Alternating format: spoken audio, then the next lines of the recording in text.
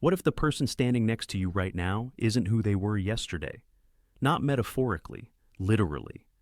What if someone you know was quietly erased and replaced by an earlier version of themselves, a version with no memory of the life they built, the people they loved, or the person they became? It sounds impossible, but the 10 cases you're about to hear suggest something terrifying is already happening, and nobody is talking about it. Imagine waking up next to someone you've loved for over 2 decades. You reach out to touch their shoulder, the same familiar gesture you've made 1,000 mornings before. But when they turn to face you, something is wrong. Their eyes scan your face with no recognition, no warmth, no memory. They look at you like you're a stranger who wandered into their bed. Now, imagine that person asking in complete sincerity who you are and why you're in their house. This isn't a nightmare. For Elena Vasquez, it was a Tuesday morning in March 2019. Elena and David had been married for 23 years.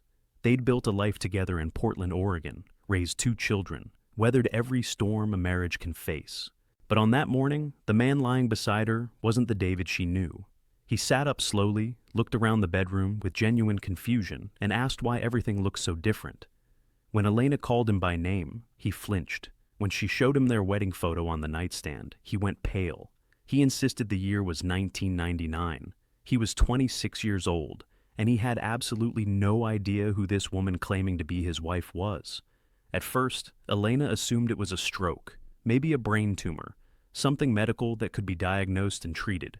She rushed David to the hospital, where doctors ran every test imaginable. MRIs, CT scans, blood panels, neurological evaluations. The results came back completely normal. No stroke, no lesions, no trauma, no explanation. But Elena noticed things the doctors couldn't measure. David used slang he hadn't spoken in decades. He referenced friends from his 20s who had long since drifted away. He asked about his mother as if she were still alive, not realizing she had passed in 2011. When Elena handed him a smartphone, he turned it over in his hands like an artifact from another planet. He didn't know what apps were. He didn't recognize streaming services. He asked, with complete sincerity, if they still used pagers. Then Elena found something that made her blood run cold. In their attic, she kept boxes of David's old belongings, including journals he'd written in college and his early 20s. She pulled one from 1999 and opened it to a random page. The handwriting was identical to how David was writing now. But when she compared it to birthday cards and notes he'd written over the past decade, the difference was undeniable. The David she'd been married to had developed a slightly different style over the years, more compact, with a distinctive way of crossing his T's. The man in her house wrote exactly like 1999 David, down to the last loop and curve. Family members noticed it too. His laugh was different, higher, more spontaneous. The way he'd laughed before life had worn certain edges down. His posture had changed. His food preferences had reverted. He suddenly hated coffee, which the old David drank religiously, but loved energy drinks he'd abandoned 15 years ago. Elena found herself reviewing their home security footage obsessively. She found the moment. At 3:47 a.m., David had walked into their bathroom. 6 minutes later, he emerged, the same man, the same body. But when she slowed the footage frame by frame, she noticed micro differences in his gait, subtle shifts in his facial expressions. Something had changed in those 6 minutes, something impossible. A sleep researcher who reviewed the case proposed a theory that haunted Elena.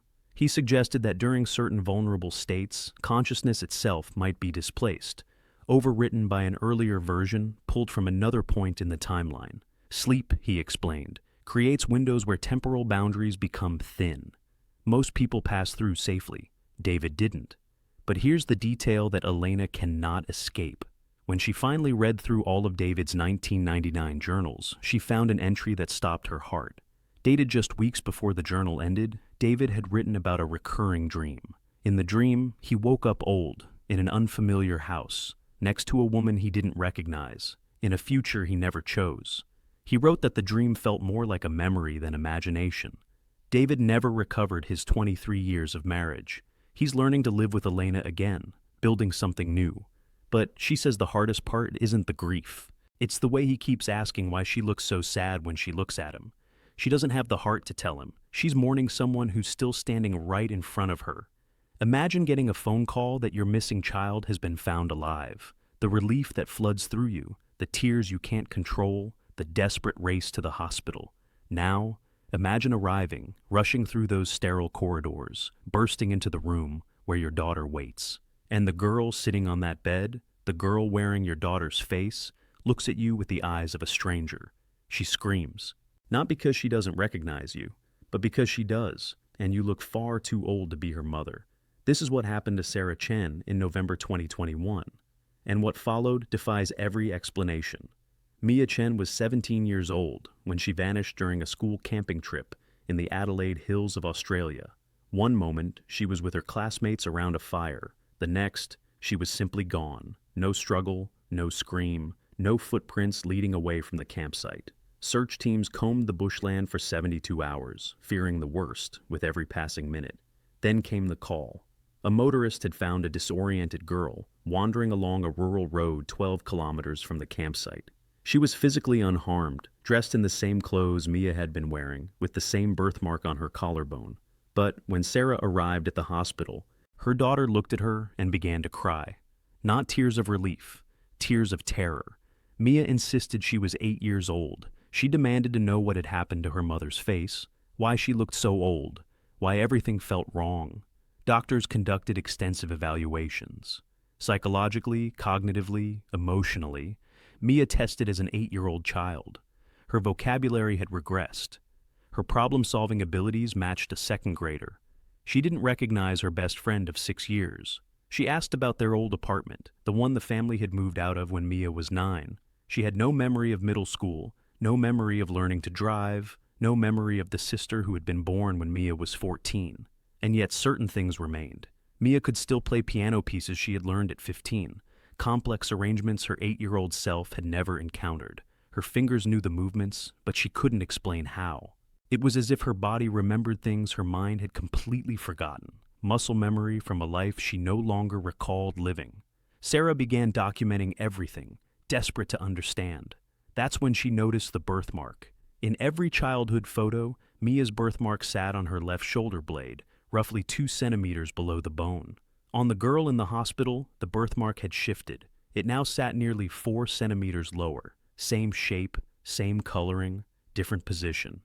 As if this Mia had developed slightly differently than the one Sarah had raised. Witnesses from the camping trip came forward with details that made the case even stranger. Several students reported unusual lights in the forest on the night Mia disappeared. Not flashlights, not headlamps. Pale, drifting illumination that moved through the trees without apparent source. One student had been recording audio for a school project and captured something inexplicable. A low humming sound, rhythmic and pulsing, that lasted for approximately 90 seconds before abruptly stopping. Audio analysts couldn't identify the frequency or origin.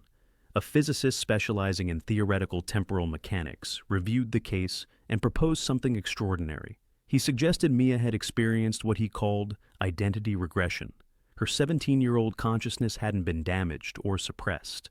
It had been replaced entirely by her 8-year-old self, a version of Mia pulled through what might have been a localized time distortion in those woods.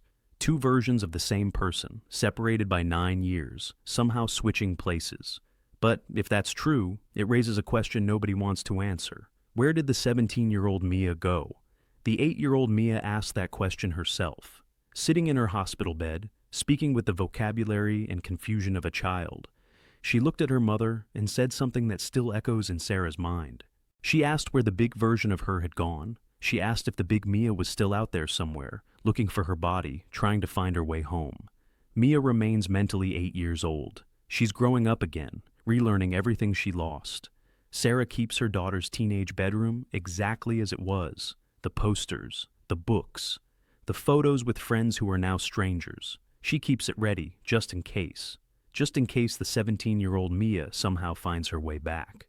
Imagine standing guard at a military base when a man approaches the gate. He's wearing a uniform that's slightly outdated, walking with the confident stride of someone who belongs. He gives you his name, rank, and unit. You check the records, and your blood turns to ice. Because according to every official document, this man died 8 years ago in Afghanistan. His fingerprints match. His retinal scan confirms his identity. But he hasn't aged a single day since his death. And here's the impossible part. He arrived 3 days before the anniversary of his own death.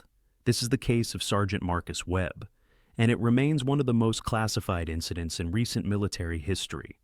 July 2017, Fort Campbell, Kentucky. A man in desert camouflage fatigues walked toward the main security checkpoint shortly after dawn. He appeared disoriented but coherent, squinting at his surroundings as if seeing them for the first time.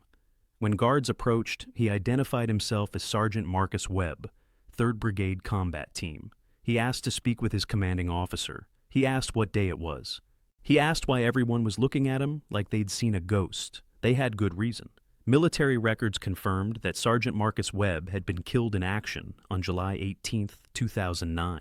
An IED had detonated beneath his convoy in Kandahar province. His body had been recovered, identified, and buried with full honors. His widow had received the folded flag. His name was etched into memorial walls. Marcus Webb was dead, had been dead for 8 years. But the man at the gate passed every verification test available. Fingerprints matched perfectly. Retinal scan aligned with archived biometric data.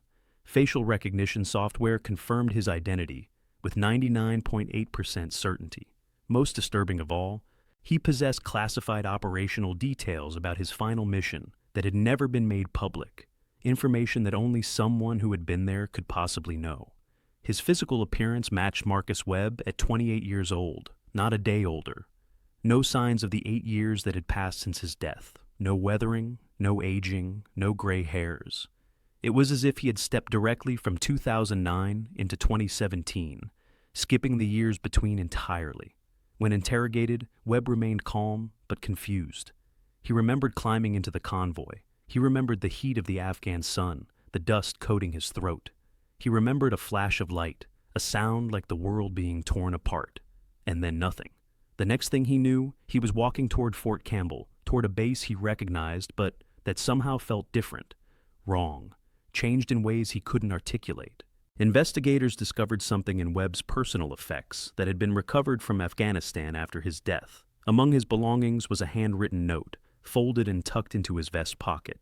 The note had never been explained, dismissed as a soldier's private thoughts. It read simply, "If I come back wrong, tell Sarah I tried to stay." His widow, Sarah, agreed to meet him. Military officials warned her, prepared her, told her this might be an elaborate deception. But when she entered that room and looked into his eyes, she knew. This was Marcus. The way he tilted his head when he listened. The scar on his palm from a childhood accident. The nickname he'd given her that nobody else knew. 1,000 intimate details that no imposter could have replicated. But something was missing. She told investigators afterward that, while this was undeniably Marcus, it wasn't her Marcus. The man who had learned to be a husband, who had grown alongside her through years of marriage, who had developed and changed and deepened, that Marcus was gone. This was an earlier version. The Marcus from before, he'd fully become the man she'd built a life with.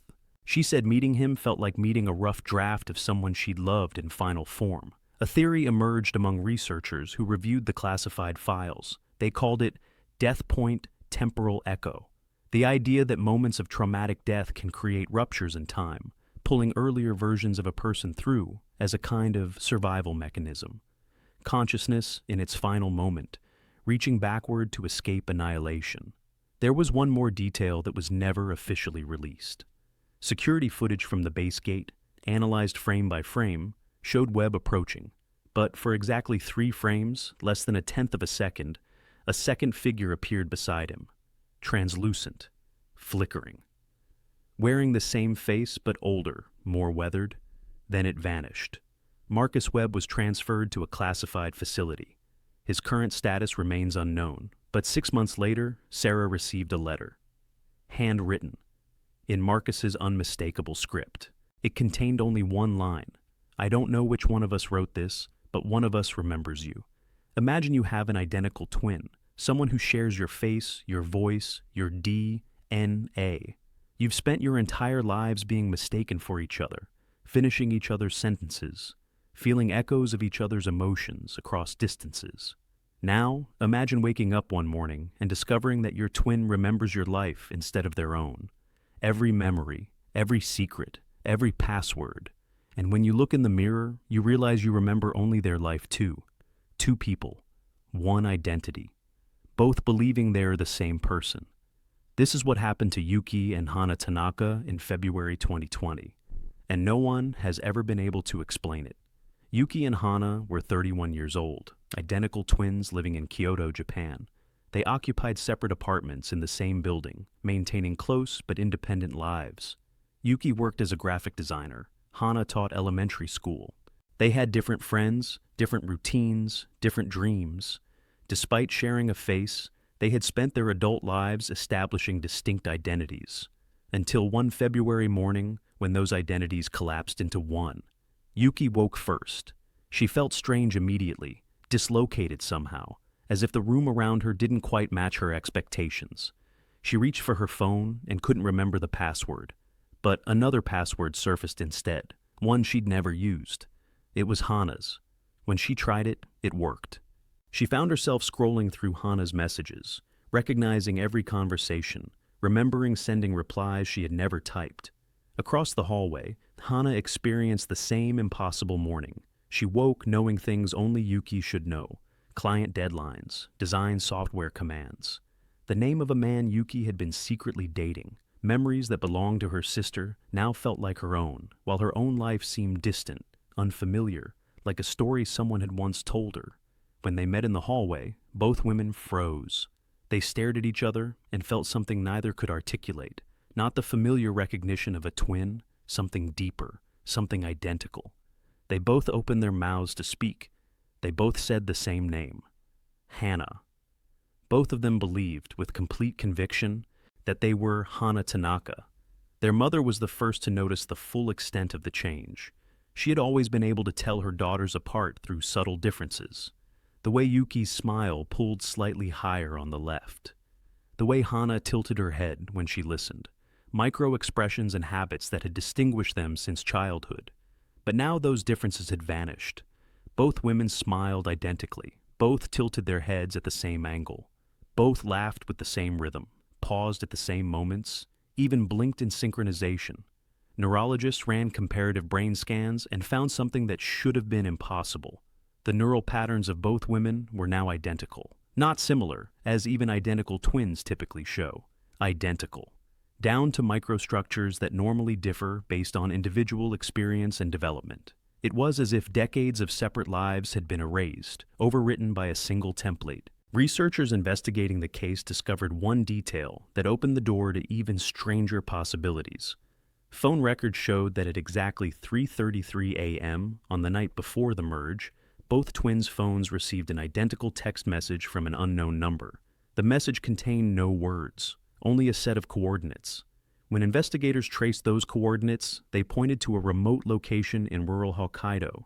Records revealed that in 1952, a classified temporal physics experiment had allegedly taken place at that exact site. The experiment was abandoned after several researchers disappeared without explanation.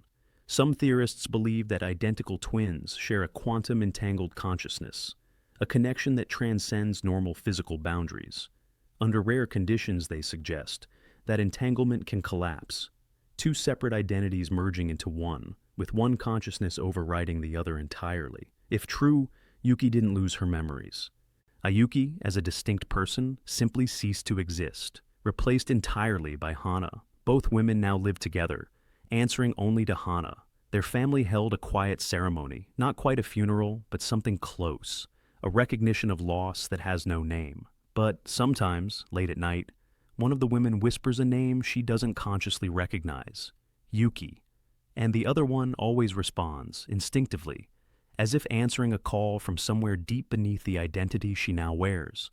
What you've heard so far is only the beginning. The cases ahead go even deeper. Over 80% of you watching aren't subscribed yet, which means you might miss the next video entirely. Hit subscribe now. Trust me, you don't want to miss what's coming next. Imagine putting your child to bed. You tuck the blankets around him, kiss his forehead, watch his eyes flutter closed. He's 10 years old. You know every inch of his face, every expression, every habit. You've watched him grow for a decade. Now imagine walking into his room the next morning and finding a 4-year-old lying in his place. Same pajamas, stretched and baggy on a much smaller frame, same birthmark on his wrist, same face, but 6 years younger. Your son is there, but 6 years of his life have simply vanished. This is what Linda Mercer experienced in September 2022. And to this day, no one can explain what happened in that bedroom. Linda lived with her son, Ethan, in a quiet neighborhood in Spokane, Washington. She was a single mother, devoted and attentive, documenting Ethan's childhood through photos, videos, and journals. She knew her son better than anyone, which is why she knew immediately that something catastrophic had occurred when she opened his bedroom door that Tuesday morning. The child in Ethan's bed was biologically 4 years old. Pediatric examination confirmed it. Bone density, dental development, cellular markers. Everything pointed to a child who had been alive for approximately 4 years, not 10. Yet he was wearing Ethan's pajamas, the same ones she had helped him put on the night before. He was lying in Ethan's bed, in Ethan's room, surrounded by Ethan's things. When she called his name, he responded. He recognized her, reached for her with small arms, called her Mommy. But he also said she looked different, older, tired. He asked why his room had so many new toys. He asked where his dinosaur nightlight had gone, the one Linda had thrown away 6 years earlier when Ethan outgrew it. He asked when they were going back to the old apartment, the one they had moved out of when Ethan was 5. He had no memory of elementary school, no memory of his teacher, his friends, his soccer team, no memory of their dog, Bailey, who they had adopted 2 years ago. When Bailey bounded into the room, tail wagging, Ethan screamed and hid behind Linda. He had never seen this animal before. He didn't know they had a pet. Most devastatingly, he had no memory of his younger sister, Lily. Lily had been born when Ethan was 7. She was 3 years old now, a constant presence in his life. But when Lily toddled into the room, Ethan looked at her with complete confusion. He asked Linda who this little girl was. Lily burst into tears. She kept calling for her brother, not understanding why he was suddenly small, suddenly a stranger who didn't know her name. Linda searched desperately for explanations. She reviewed every moment of the previous night, looking for anything unusual. That's when she found Ethan's school journal, a notebook his teacher had assigned for daily reflections. The entry from that night, written in his 10-year-old handwriting, contained a single sentence that made her hands shake. He had written that sometimes he dreamed he was little again, and that night, the dream felt really close. She checked their home security system next. The cameras showed nothing unusual. Ethan's bedroom door never opened during the night. The hallway remained still and silent. But at 4:17 a.m., the footage glitched. 3 frames of pure static, visual distortion that shouldn't have been possible with their system. Then the footage resumed as if nothing had happened. Researchers who later examined the case proposed a theory they called temporal regression. They suggested that under unknown conditions, a child's consciousness could be displaced backward along their own timeline, not made younger, replaced. The 10-year-old Ethan didn't shrink or reverse. He was swapped entirely with a version of himself from 6 years earlier. But the detail that haunts Linda most came from Ethan's school backpack. Inside, she found a drawing he had made the day before his transformation. It showed a small boy standing outside a house, looking through a window. Inside the window sat an older boy on a bed. The caption, written in Ethan's mature handwriting, read simply, quote, 2. Ethan is 6 years old now, growing normally, learning again everything he lost. But sometimes he pauses mid-sentence, head tilted, as if listening to something Linda cannot hear. When she asks what he hears, his answer is always the same, the big version of him, still talking. But the words don't make sense anymore, like a radio station fading out of range. Imagine spending 30 years learning to recognize the symptoms of mental illness. You've studied every disorder, treated thousands of patients, published papers on the fragmentation of identity. You know the warning signs better than anyone alive. Now imagine noticing those same symptoms in yourself. Memory gaps you can't explain.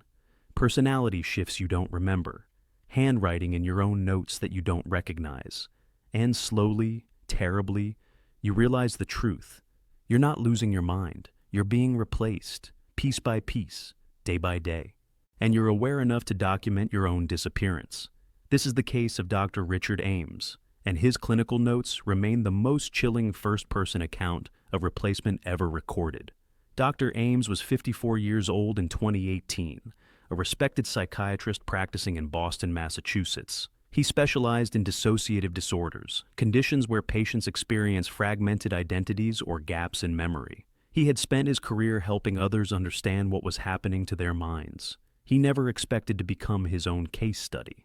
It began with small things. He would find notes in his office, written in his handwriting, describing sessions with patients he had no memory of treating. His wife would reference conversations they had apparently shared that he couldn't recall. He would reach for words and find them missing, replaced by vocabulary he hadn't used since graduate school. At first, he attributed these lapses to stress, to age, to the ordinary erosion of memory that comes with decades of demanding work.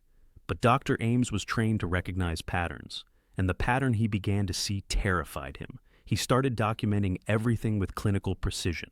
He recorded his therapy sessions and listened back, noting micro changes in his voice patterns, his word choices, his laugh. He analyzed his handwriting across months of notes and discovered it was shifting, becoming more angular, more compact, gradually reverting to a style he had abandoned decades earlier. He administered cognitive tests to himself and found his responses drifting toward preferences and associations he had outgrown in his 20s. His conclusion, reached with the detached horror of a doctor diagnosing his own terminal illness, was unprecedented. He wasn't experiencing memory loss. He wasn't developing a dissociative disorder. He was being overwritten. His consciousness was being displaced piece by piece, replaced by an earlier version of himself that was slowly taking control. He found a letter in his desk drawer that he had apparently written 3 weeks earlier. The handwriting was his own, but from a transitional period, halfway between his current style and his younger selves.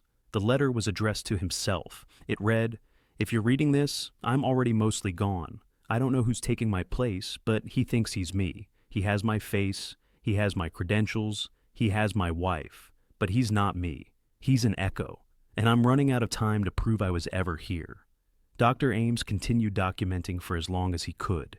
His final entry, dated November 2018, was written in handwriting that barely resembled his mature script.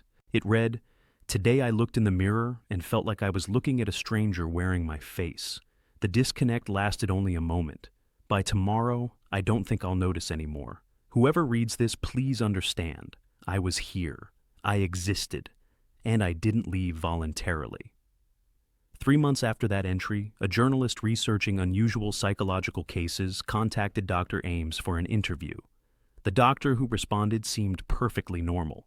Successful practice, happy marriage, no memory of keeping any personal documentation.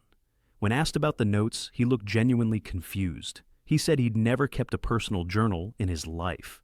His wife found the documentation 2 years later, hidden in their attic, sealed in a box labeled with a date from 1987, the year Richard graduated medical school. She confirmed what the notes suggested. The handwriting matched her husband's old style perfectly.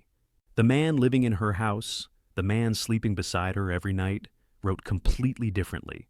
Dr. Richard Ames continues practicing psychiatry in Boston. His colleagues say he's the same man he always was.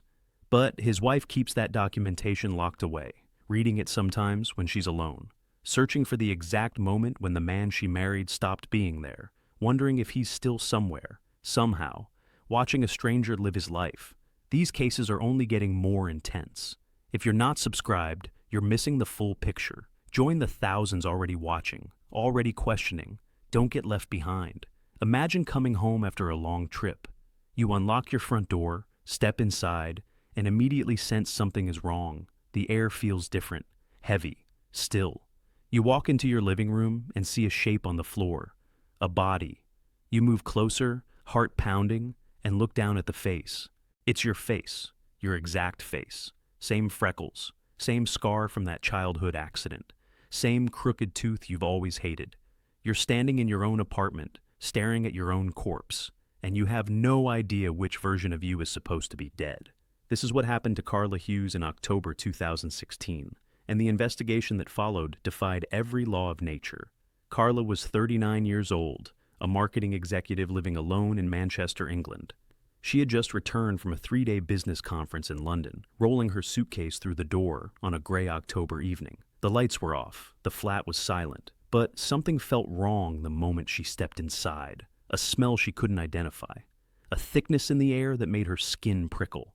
She found the body in the living room, a woman lying face up on the carpet, eyes closed, skin pale.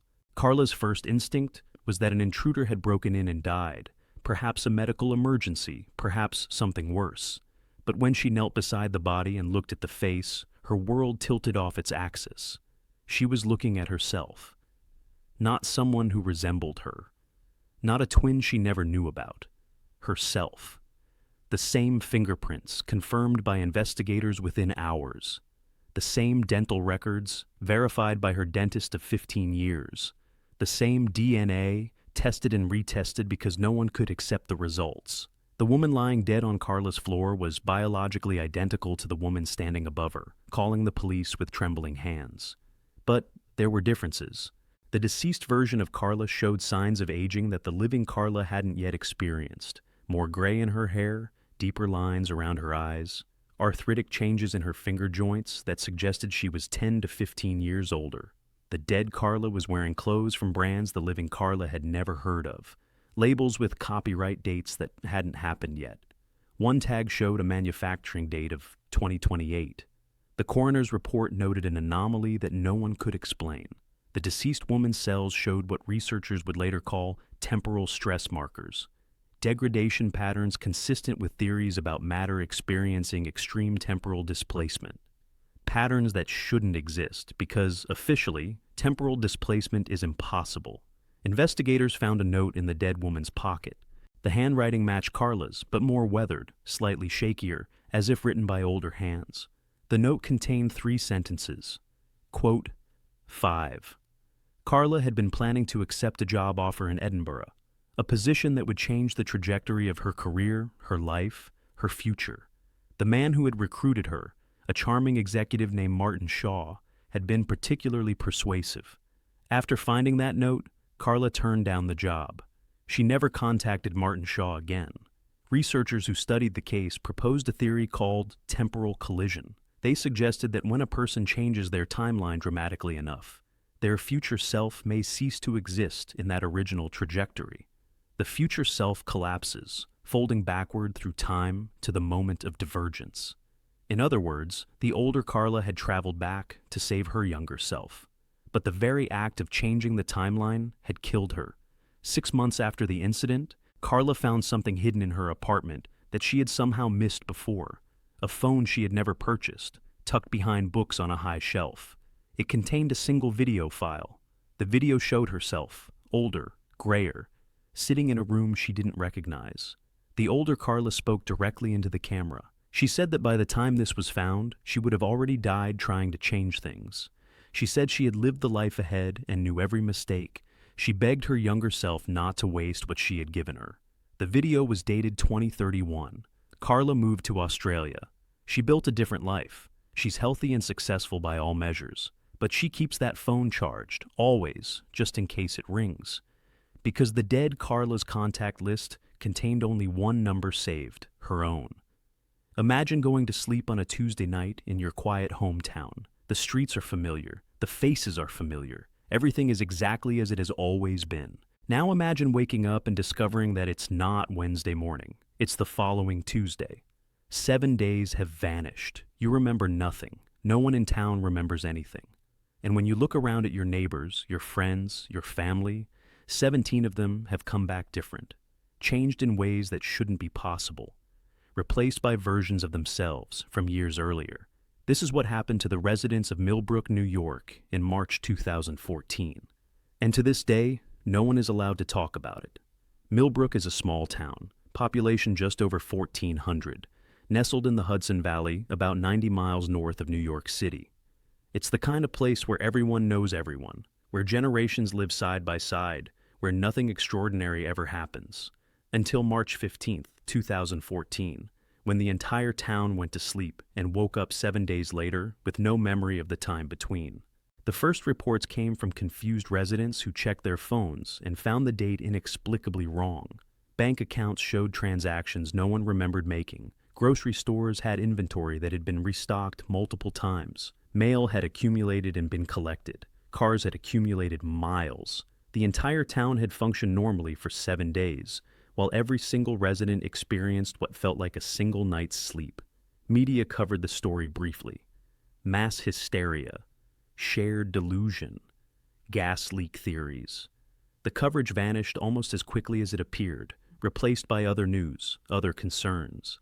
But inside Millbrook, people knew something deeper had happened. Because 17 residents emerged from that week fundamentally different. A farmer named Harold Benson noticed it first in his wife, Margaret. She had mannerisms he hadn't seen in 2 decades, before their son's death had changed her. She hummed songs she hadn't hummed since the 1990s. She laughed at jokes she would have found inappropriate just days before. She was lighter somehow, unburdened, as if 20 years of grief had been lifted. But she also didn't remember those 20 years. She asked about their son, as if he were still alive. She didn't recognize the new additions to their home. She was Margaret, but the Margaret from before tragedy had reshaped her. A high school teacher named Patricia Gomez came back writing lesson plans in a handwriting style she had abandoned in college. Her colleagues noticed she used teaching methods from decades earlier, methods she had explicitly rejected and criticized for years.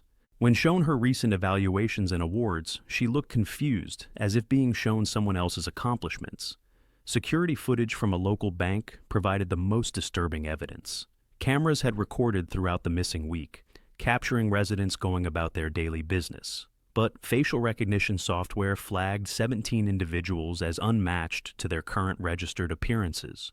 Subtle differences in bone structure, skin texture, micro-expressions. The people on the footage looked almost identical to who they were supposed to be. Almost, but not quite.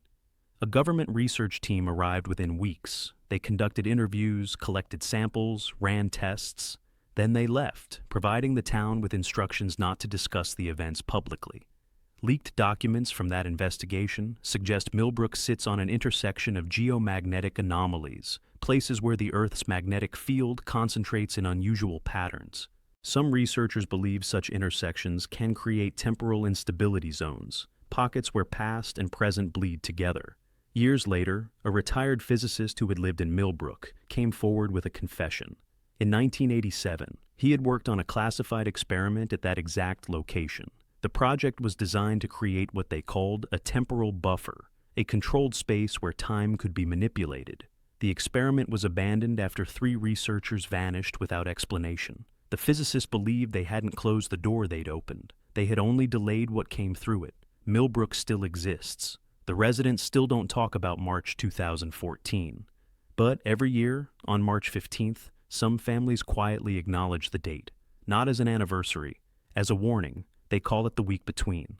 And the 17 who came back different? Their families say they're adjusting, learning to live with people who wear familiar faces but carry unfamiliar souls. Some have almost become the people they replaced. Almost. But late at night, in unguarded moments, something ancient flickers behind their eyes, and their loved ones pretend not to notice. Imagine opening your email and finding a message from yourself, not a draft you forgot about, not a scheduled send you don't remember writing. A message sent from your own address, dated 30 years in the future. The subject line contains only 3 words. Delete yourself now. You laugh it off as a prank, a hack, some bizarre glitch. But the message contains information only you could know. Secrets you've never told anyone. Memories you've never written down. And as you read, you realize something terrifying. Parts of your own memory are already beginning to disappear. This is what happened to Daniel Okonkwo in January 2021, and what followed suggests that the future may already be rewriting the past. Daniel was 29 years old, a software engineer living in San Francisco. He was methodical, logical, the kind of person who believed every mystery had a rational explanation. When he discovered the anomalous email buried in his inbox, his first instinct was to trace the hack. Someone was playing an elaborate prank. Someone had compromised his account. There had to be an explanation. But the metadata made no sense. The email showed a legitimate send date of January 2051, not spoofed, not manipulated. The servers had logged it as a genuine transmission from 30 years in the future, routed through systems that shouldn't be able to receive such data. Tech experts Daniel consulted couldn't explain it. The email existed. It shouldn't have been possible, but it existed. The message itself was brief and urgent. It warned that someone was going to copy him, that the copy would replace him, that he needed to delete himself from the system before midnight. And then an apology. A simple statement that there was no other way. It was signed with his name. Daniel might have dismissed it entirely if not for the details. The email mentioned passwords he'd never shared with anyone. It referenced a childhood pet, whose name he'd never spoken aloud since the animal's death. It described a specific memory, a moment from his teenage years, that he had deliberately buried and never discussed. Whoever wrote this email knew him completely, knew him from the inside. He tried to forward the message to a colleague. It wouldn't send. He tried to print it. The printer jammed. He took a screenshot. His phone crashed instantly, and when it restarted, the screenshot was gone. Whatever this message was, it refused to be preserved or shared. Over the next 12 hours, Daniel noticed gaps appearing in his memory. He couldn't remember his sister's birthday. He couldn't recall the name of his first girlfriend. He stared at his driver's license and realized he'd forgotten his own middle name. The knowledge was simply absent, as if it had never been there. But worse than the forgetting was the replacing. His colleagues began treating him strangely, referencing projects he'd never worked on, conversations he'd never had. His best friend mentioned a trip to Mexico they had apparently taken together. Daniel had never been to Mexico. Yet photos existed, receipts existed, evidence of a life he had no memory of living. He began documenting everything on paper, realizing that digital records were being systematically altered.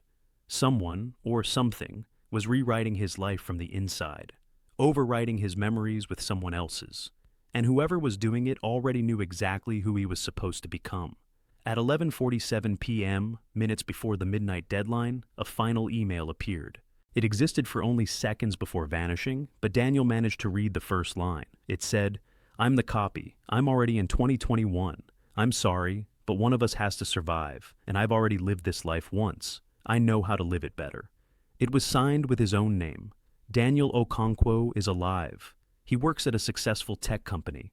His friends say he's doing better than ever, more confident, more focused, more certain of his choices, as if he's already seen where each path leads. But his sister says something changed. She can't quite articulate what. She says he laughs at the wrong parts of old stories now, like he's hearing them for the first time. She says sometimes he pauses before answering questions about their childhood, as if consulting a manual instead of a memory. She says she misses her brother, even though he's standing right in front of her. Imagine being erased, not killed, not forgotten, erased. Pushed out of your own body while a younger version of yourself takes your place. Now imagine being aware of it happening, watching from somewhere outside yourself as this replacement learns to walk in your skin, speaks with your voice, lives your life. Every other case we've covered shares one terrible mercy. The replaced person doesn't remember. They simply wake up different, unaware of what they've lost. But in August 2023, a 12-year-old girl emerged from a 4-day disappearance with something unprecedented. Complete memory of being erased. And what she described changes everything we thought we understood about replacement. Freya Sigurdsson lived with her family in Reykjavik, Iceland. She was bright, curious, the kind of child who asked questions that made adults uncomfortable. On the night of August 17th, a violent thunderstorm rolled across the city. Lightning split the sky. Thunder shook windows in their frames. Freya went to bed listening to the chaos outside. When her mother checked on her the next morning, the bed was empty. Freya was gone. Search teams scoured the city for 4 days. They found nothing. No witnesses, no footprints, no signs of forced entry or struggle. Freya had simply vanished from a locked house in the middle of the night, as if she had never existed at all. Then, on the morning of August 21st, a fisherman found her wandering along a black sand beach 12 kilometers from her home. She was hypothermic, disoriented, wearing the same pajamas she'd disappeared in. But she was alive, and unlike every other case of replacement, she remembered everything. Freya described existing in what she called the space between, a void without light or sound, where she could somehow still perceive her own life continuing without her. She watched a younger version of herself, approximately 7 years old, enter her bedroom. She watched this younger Freya look around with confused, unfamiliar eyes. She watched her sit on the bed, touch objects she didn't recognize, pick up a phone she didn't know how to use. She watched her parents interact with this replacement. She saw her mother notice small differences, hesitations, confusions. She saw her father rationalize them away, explaining that Freya was just tired, just going through a phase. She watched her own life continue without her, piloted by a stranger wearing her younger face. Freya described trying to return. She said she pushed against something she called the barrier, an invisible boundary separating her consciousness from her body. She pushed for what felt like days, screaming without sound, reaching without hands. The barrier held firm. She began to believe she would be trapped there forever, watching but never touching, present but never real. Then the replacement made a choice, a small thing, inconsequential to anyone watching, but a choice that Freya, the real Freya, would never have made. She wouldn't say what it was. She only said that in that moment she felt the barrier crack, a split-second fracture, and she threw herself through it with everything she had. When researchers asked how she knew she was the original Freya and not the replacement, her answer silenced the room. She said she remembered the exact moment she was pushed out. She felt herself leave. She felt the other one enter. She said you cannot fake that kind of ending. You cannot manufacture the memory of being erased. But the detail that haunts investigators most came at the end of her account. Freya said she wasn't alone in the space between. She could sense others there. Hundreds of them, maybe thousands, all trapped, all watching lives that had continued without them, all waiting for their replacements to make one wrong choice, one decision that didn't fit, one crack in the barrier that might let them return. Freya Sigurdsson is back with her family now. Doctors found no physical abnormalities. Psychologists found no evidence of fabrication. She's a normal 12-year-old girl by every measurable standard, except for the drawings she makes late at night when she can't sleep. Always the same image, a face pressed against glass from the inside, looking out at a world it can no longer touch. When asked who the face belongs to, Freya always gives the same answer. She says it's someone who didn't get back, someone still watching, someone whose replacement never made the wrong choice. And then she looks at her own hands, as if making sure they're still hers, and whispers something too quiet for anyone else to hear. 10 people, 10 impossible returns. And one question that won't let go. How do we know the people around us are still the same? How do we know we're still ourselves? Maybe the original versions are still out there, somewhere, watching lives they can no longer touch. Or maybe some of us have already been replaced, and we just don't remember anymore. Subscribe now. The next video might explain everything, or it might make you question everyone you know.